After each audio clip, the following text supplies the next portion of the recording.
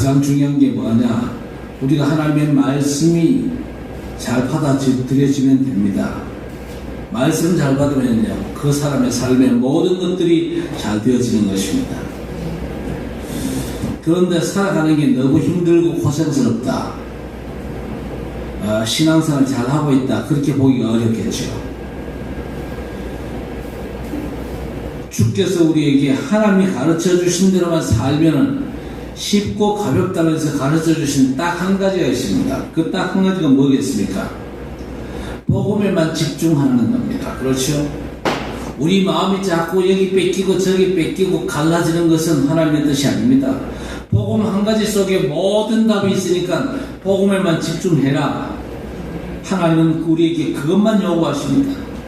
그 한 가지만 잘 되면요, 다 되게 되어 있습니다. 그래서 우리는요, 하나님께서 주신 복음과 구원이 뭔지를 잘 확인하는 것이 너무 중요하거든요. 하나님께서는 우리에게 완전한 구원을 주셨습니다. 그리고 항상 함께 하십니다. 성도들이 어떤 삶의 위기를 만난다 할지라도 위기가 문제가 아니고 나와 함께 하신 주님을 놓쳐버리는 게 문제가 되겠죠. 우리가 받은 구원이 얼마나 완전한지를 먼저 확인하셔야 됩니다. 우리가 하나님 앞에서 범죄함으로 말미암아 영원토록 마귀 종로로 살 인생이었잖아요. 그랬던 우리를 그리스도 안에서 하나님의 자녀되게 한 것이 구원입니다. 구원의 내용은요, 하나님의 사랑 아닙니까? 그 하나님의 사랑을요, 성경은 분명히 말씀하십니다.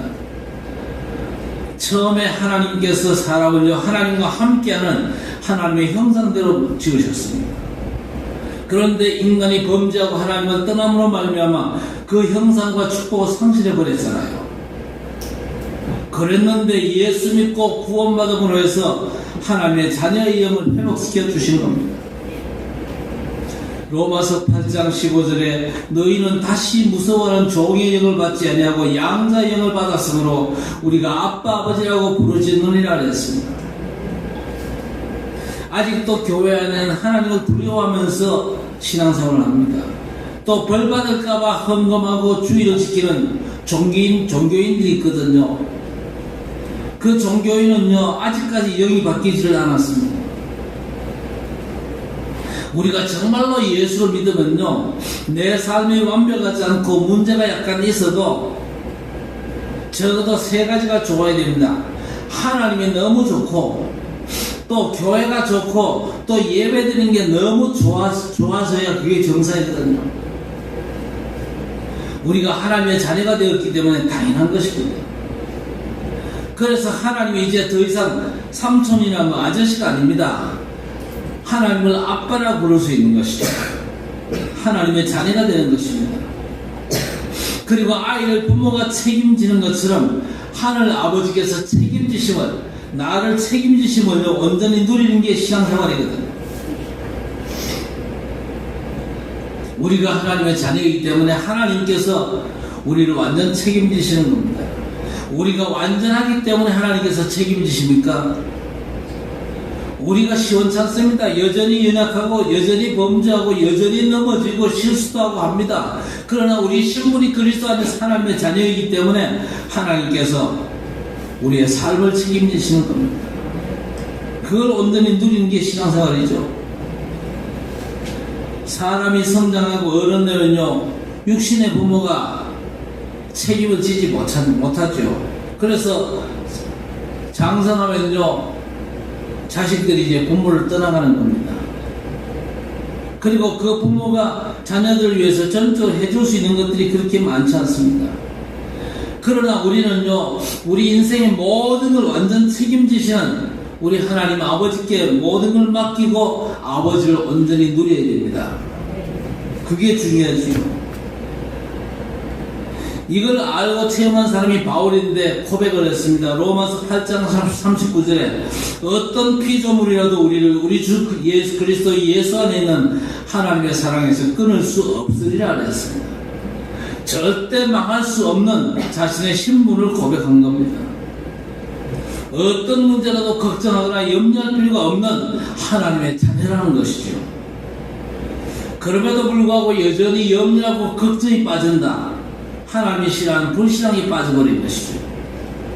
혹시 우리에게 하나님이 원치 않는 불신앙이 있다면요, 정리하고 빠져나와야 될 것입니다.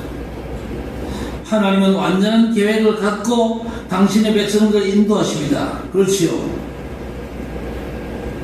그래서 구원받은 성도는요, 절대 내 생각대로 살면 안 돼요.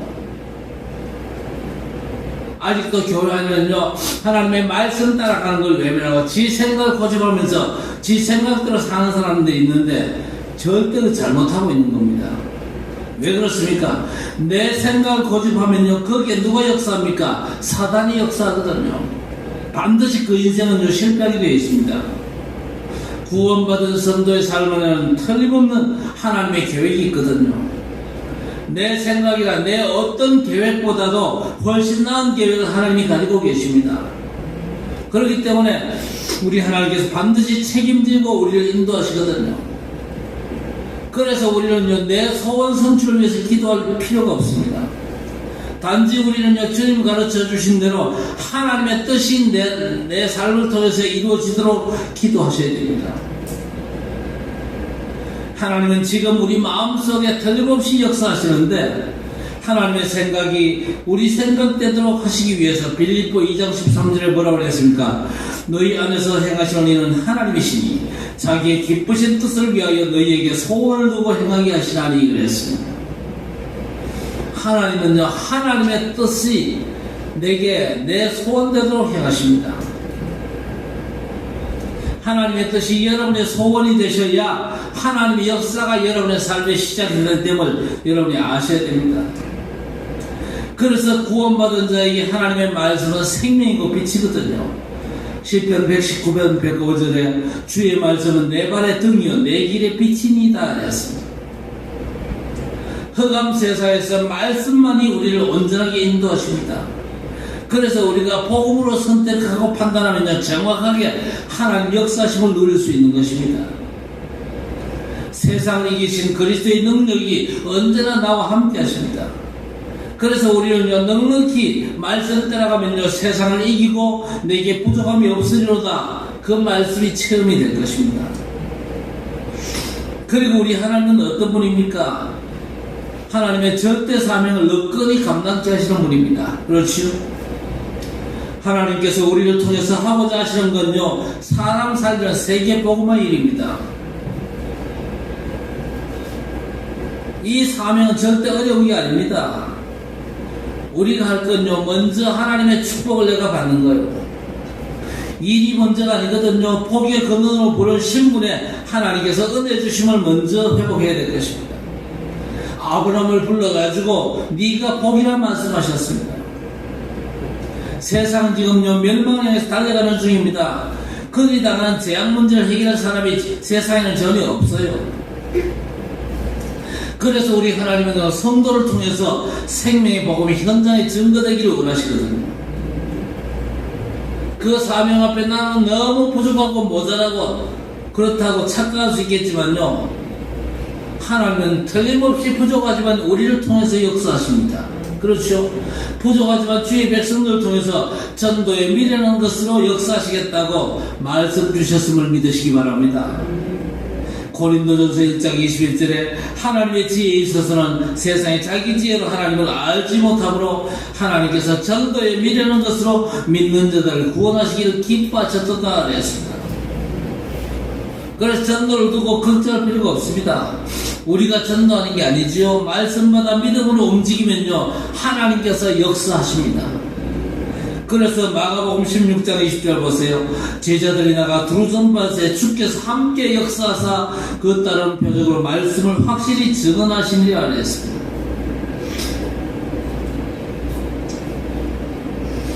그리고 교회와 성도는요, 전도할 옆에 성도를 사랑하고 도와야 될 것입니다. 전도는요, 성도와 교회가 존재하는 하나뿐인 이유입니다. 사람 살리는 유일한 일이 전도 아닙니까? 그런데 성도가 이 본질적인 축복을 놓쳐보면 어떻게 됩니까? 다른 걸 열심히 하게 되지 않습니까? 구원의 축복을 잘 모르면요, 불신자 같은 행동하는 옆에 신자를 보고 내가 시험 들 수 있겠지요. 아니, 목사가 저럴 수가 있냐? 장로 권사가 되어가지고 어째 저렇게 사냐? 손가락질 하는 경우가 있습니다만은요, 손가락질 하지 마세요. 이제 앞으로 손가락질을 하면요, 자세히 보세요. 적어도 2개 정도는 저 사람을 향하지만요, 나머지 3개 누구를 향합니까? 나를 향하거든요.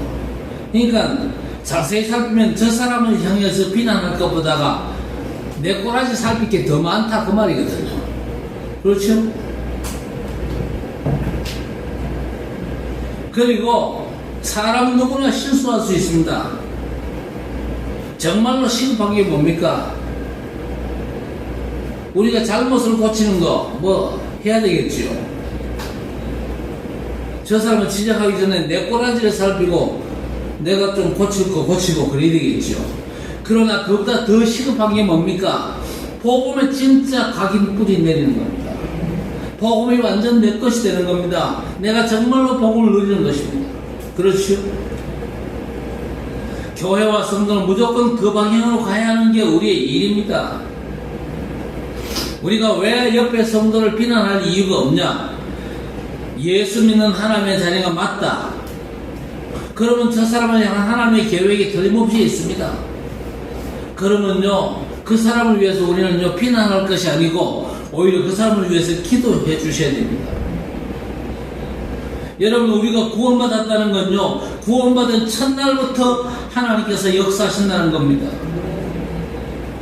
하나님은요, 하나님의 일을 하나님의 시간표에 반드시 이루실 것입니다. 지금도 내가 비난하는 저 사람을 향한 하나님의 역사를 우리는 무시하지 말아야 됩니다. 하나님은요, 성도가 성도를 비판하거나 무시하는 걸 너무 싫어하시거든요. 옆에 성도에게 문제가 많을수록 우리는요, 복음에만 신경을 써야 될 것입니다. 저 사람이 연약하고 문제가 많다, 그래 싶어도 여러분 한 가지를 꼭 기억하셔야 됩니다. 그게 뭡니까? 저 사람이 문제가 많고 또 연약하지만은 저 사람을 위해서 하나님께서 돕는 천사를 보내신다는 사실. 연약하고 문제 많지만요, 천사가 돕는 성도라는 걸 계산 못하면요, 사람의 행동 때문에 자꾸 판단하고 자꾸 손가락질하고 그런단 말이에요. 그렇지 않다는 걸 말씀으로 확인할 수 있어야 되겠죠. 그래서 오늘 본문에 뭐라고 그랬습니까? 1절 말씀부터 보니까 믿음이 연약한 자를 너희가 받되 그의 의견을 비판하지 말라. 어떤 사람은 모든 것을 먹을 만한 믿음이 있고 믿음이 연약한 자는 채소만 먹느니라. 먹는 자는 먹지 않는 자를 업신여기지 말고 먹지 않는 자는 먹는 자를 비판하지 말라. 이는 하나님이 그를 받으셨습니다. 그래서 중요한 건 저 사람이 문제가 많고 실수도 많고 잘못도 많다, 그거보다 더 중요한 게 뭡니까? 하나님이 저 사람을 하나님의 자녀로 받으셨다는 겁니다. 그게 더 중요한 거죠. 그리고 사람은 똑같지가 않습니다. 밥을 먹어도 죽을 먹어야 되는 사람이 있고 또 뭐 단단한 것도 먹을 수 있는 사람이 있고 그렇습니다. 믿음이 아주 좋은 사람도 있고 믿음이 좀 약한 사람도 있습니다. 그렇죠? 문제는요, 하나님께서 예수 그리스도로 말미암아 옆에 성도를 받으셨다는 사실입니다.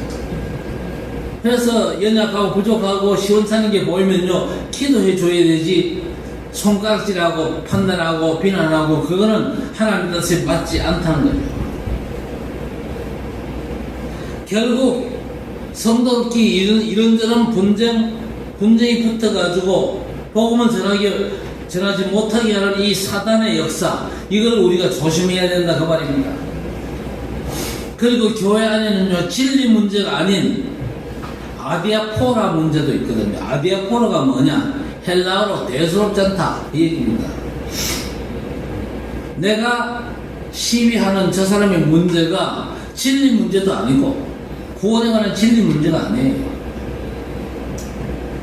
오히려 시비 걸고로 해가지고 전도운동에 방해되는 아주 가치 없는 그 일 때문에 교회 안에서 이렇게 저렇게 논란하지 말아야 될 것이다. 오늘 본문 말씀은요, 세상의 교회들이 그럴 수 있기 때문에 주의하라는 겁니다. 우리는 옆에 성도가 부족하고 연약하고 시원찮다, 손가락질할 그런 자격은 없습니다. 우린 저 사람을 놓고 기도해 줘야 될 의무만 있는 것이죠. 자, 여기서 말하는 주제가 뭐냐? 먹는 것과 날 지키는 문제 두 가지가 있습니다.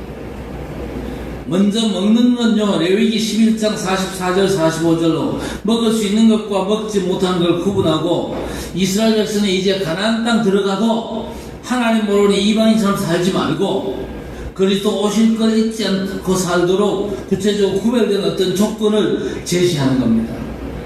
나를 지키는 그것도 마찬가지입니다.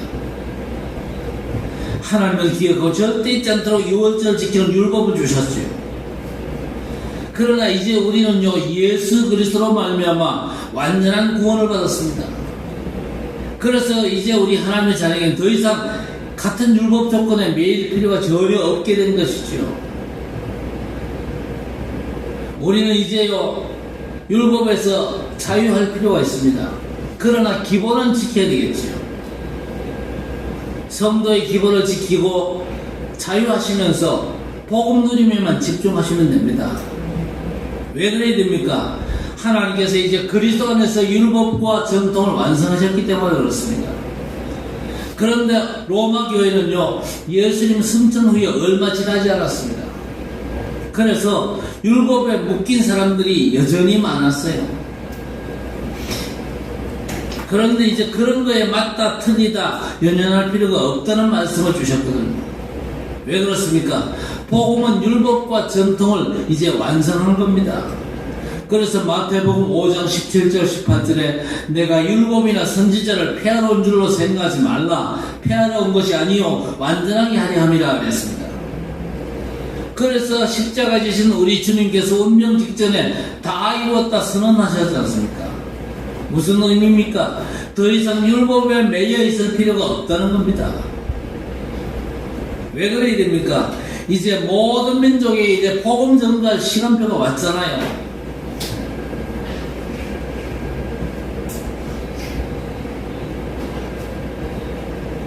이제 세계 복음만 감당해야 되는데 갈등하고 차별할 필요가 없음으로 해가지고 더 이상 뭐 음식 문제, 뭐 날짜 문제 그런 거 가지고 시비 걸 필요가 없다 그 얘기입니다. 교회 안에서 이런저런 시비 거는 문제를 싹 다 정리를 해야 될 것입니다. 그래서 사도행전 10장과 11장에 보세요. 베드로가 성령의 인도를 받아가지고 이방인 백부장 고넬료를 만나가지고 식사하면서 복음을 전했잖아요. 그 소식을 예루살렘 교회가 들었는데 베드로가 이방인에게 복음 전했다. 그러면요, 예루살렘 교회는 기뻐하고 축하할 일입니다. 그런데 예루살렘 교회가 기뻐하기는커녕요, 베드로가 이방인과 교제했다는 걸로 발칵 뒤집어졌잖아요. 그만큼 예루살렘 교회가 아직도 뭔가 율법주의적인 그런 요소에 묶여있다 그 말이거든요. 지금도 우리가 이런 부분에 논쟁할 수 있기 때문에 주의해라 그 얘기입니다. 하나님이 정말로 기뻐하시는 전도와 성령은 생각도 못하고 헛된 관습에 묶여있지 말라는 겁니다. 그래서 골로새서 2장 16절 중요하죠. 그러므로 먹고 마시는 것과 절기나 초하루나 안식일을 이유로 누구든지 너희를 비판하지 못하게 하라 그랬습니다. 쓸데없는 시비나 논쟁에 매이지 말라 그 얘기입니다. 가장 중요한 본질적인 거 복음 누리고 이 복음을 온전히 전해라. 전도하고 선교 제대로 해라 그 얘기입니다. 이제 우리는요, 복음과 주를 위해서 살아야 됩니다. 성도는요, 복음과 주만 위해 살아야 될 존재들입니다.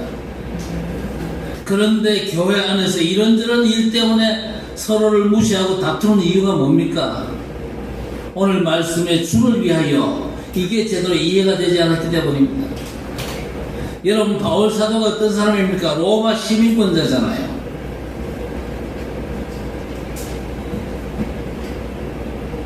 그리고 대단한 집안 출신의 학자입니다.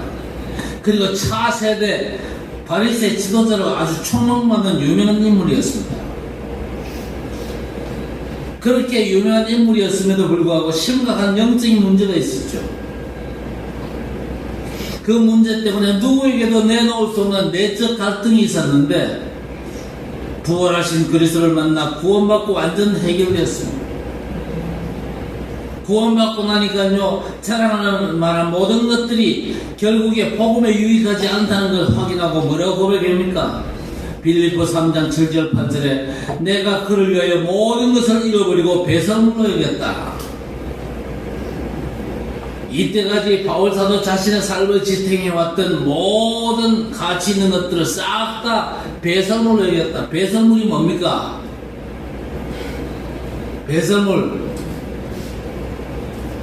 아침에 그저 화장실 가가지고 볼일 보고 나오죠.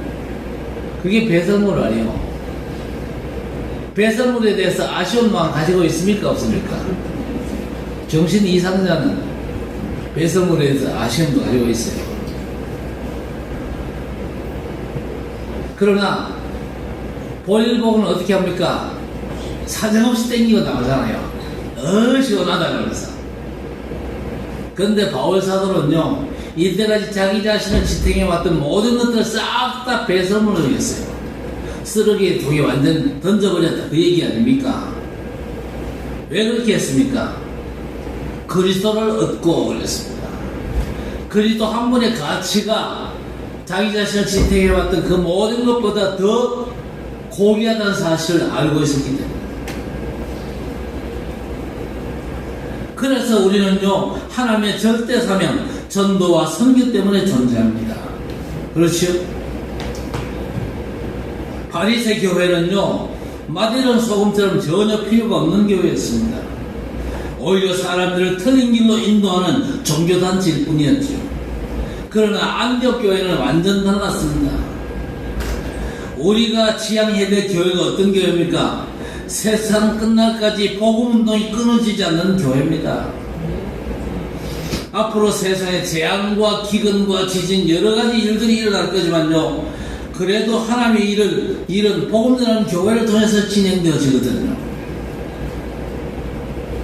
이제 이 마지막 시대 하나님의 관심은요, 복음 전하는 교회와 성도에게 하나님의 관심이 집중된 줄 믿습니다. 그래서 마태복음 24장 14절에 이 천국 복음이 모든 민족에게 증언되기 위하여 온 세상에 전파되리니 그제야 끝이 오리라 그랬습니다. 그래서 우리는 이 복음을 우리 후대들에게, 우리 칠곡과 대구 땅에 제대로 전달해야 됩니다. 그렇죠?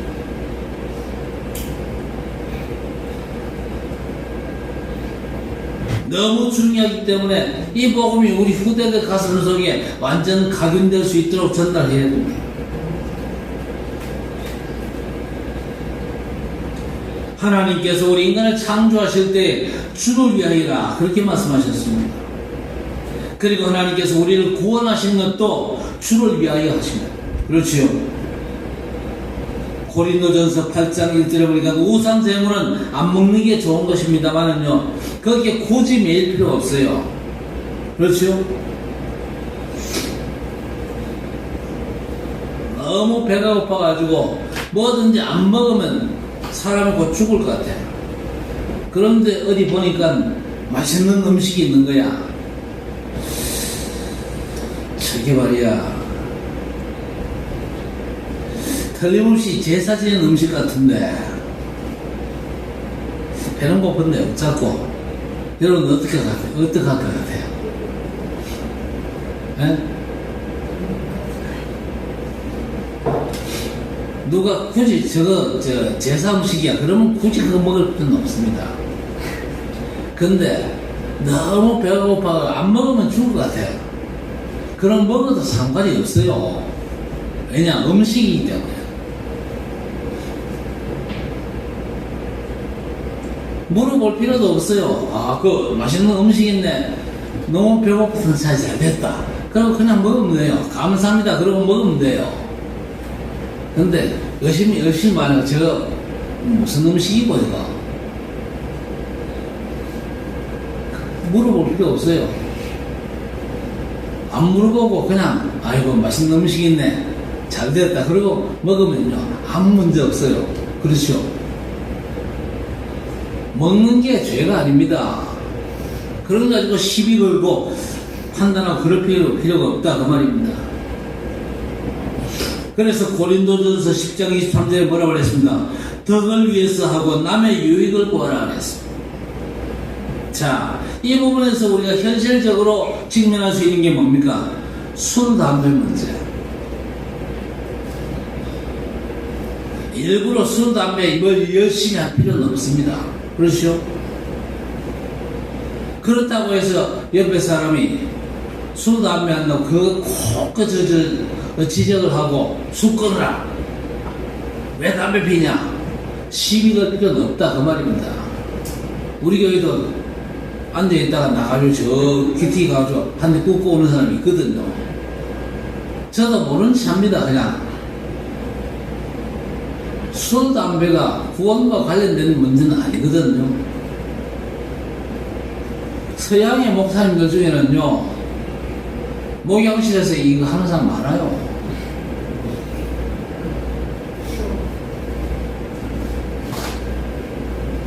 어떤 분들은요 디모데전서 5장 23절을 인용합니다. 이제부터 물만 마시지 말고 내 위장과 자정한 병을 위하여 포도주를 조금씩 쓰라. 바울 사도가 디모데 보고 디모데가 위장병이 좀 있었는가 봐요. 그래가지고 물만 마시지 말라. 자정한 병을 위해서 포도주를 조금씩 쓰라. 이때 포도주는 뭡니까? 약으로 이제 허용을 한 겁니다. 이걸 굳이 그저 잘못 적용할 필요는 없습니다. 바울 사도가 디모데 보고 술 먹으라고 했다. 그래 또 적용을 하면 진짜 나쁜 적용입니다. 그런 적용은 아니거든요.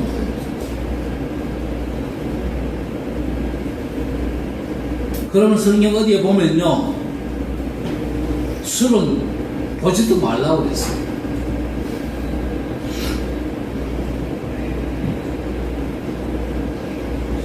그러나 이런 문제에 우리가 매일 필요 없습니다. 연연할 필요 없습니다. 우리가 막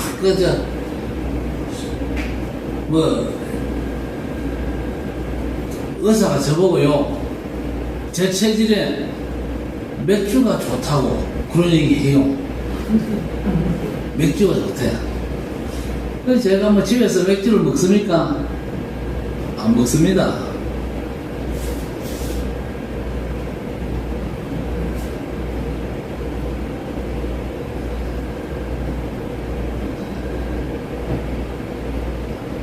비행기를 타고 선교사에 쭉 가다 보면요 비행기 타고 오래 가잖아요. 그러면 거기 포도주가 이렇게 나옵니다. 그거는 성찬식 하는 마음으로 마시기도 합니다. 그러나 포도주를 일사만 마시고 그러지는 않습니다. 그래서 술, 담배 이거 너무 신경 쓰지도 말고 연연하지도 말고 복음에 집중하셔야 됩니다. 이게 본질이거든요. 복음에 집중하지 다른 거에 자꾸 집중하고 그러면 문제가 됩니다. 이 술, 담배 문제 왜 한국교회에서 술, 담배 문제가 됐냐? 그 영적인 문제의 역사를 제대로 알아야 됩니다. 한국에 처음 들어왔던 이 선교사님들이 국내 현장을 보면서 폐가 망신한 사람들의 특징이 뭐냐? 술, 담배 이게 완전히 인박에 있는 이런 사람들이 이 폐가 망신하는 경우가 있거든. 너무 오래된 술, 담배 문화로 사람들이 무너져 있어요, 많이. 그래가지고 한국교회 선교 초창기에 술, 담배 문제를 강력하게 금지를 했었던 겁니다. 그래서 우리 성도들이 이 복음 흐름에 진짜 집중하셔야 됩니다. 우리가 복음 제대로 누리고 복음의 역사 속에 있으면요 술, 담배 문제는 간단하게 넘어설 수 있습니다. 정말로 은혜 받은 사람은요 술, 담배가 끊어야 되겠다 그래가지고 끊기는 게 아니고 정말 은혜 받고 복음 충만하다 보면요 술, 담배가 끊어져요. 술, 담배가 멀어서요. 그게 정상 아니겠습니까? 그런데 복음 흐름도 제대로 못하면서 나는 술 안 먹고 담배 안 피운다고 기고만장해 있으면요, 그것도 꼴불견입니다. 그렇죠? 술 안 먹고 담배 안 먹는 게, 안 하는 게 그게 자랑이 아니거든요. 복음 흐름을 내가 제대로 타고 있냐, 복음 내가 누구 있냐, 이게 더 중요한 거거든요. 그래서 교회는요, 전도 흐름과 복음 흐름을 제대로 회복해야 됩니다. 그래서 우리가 다 주의 것이다, 이게 진짜 우리의 고백이 되어져야 됩니다. 일이 암만 중요해도 사람보다 중요한 건 아니거든요.